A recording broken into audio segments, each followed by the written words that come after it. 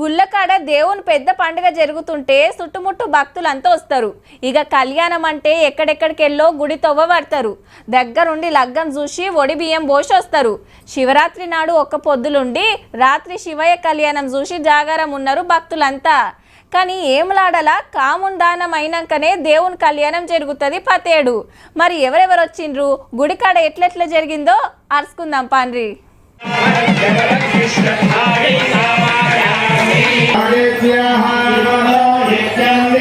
ఏములాడ రాజన్న కళ్యాణం మా సంబురంగా జరిగింది.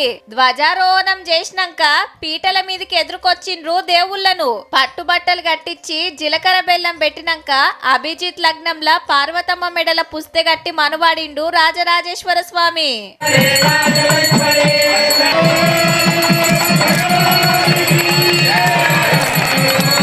అటు రాజన్న కళ్యాణం జరుగుతుంటే ఇటు జోగినీలు శివయ్యను పెండ్లి చేసుకున్నారు. జీలకర్ర బెల్లం పెట్టుకొని మెడల పుస్తె కట్టుకొని తలువాలు పోసుకున్నారు. ఏండ్ల సందొస్తున్న ఆచారం ఇది. శివునితో మేము కూడా స్వయంగా పెళ్లి చేసుకోవడం భావించి ఈ శివ కళ్యాణంలో మేము పాల్గొంటాము. ఇది మాకు ఆ దేవుడిచ్చిన వరం. ఇది ఎల్లుండి దేవుని రథోత్సవం చేస్తారు. ఆయితారం గుడికాడ పెద్ద పూజలు జరుగుతాయి. భక్తులు బగ్గొస్తారు కాబట్టి ఏములాడలా ఇంకో జాతర జరిగినట్టే.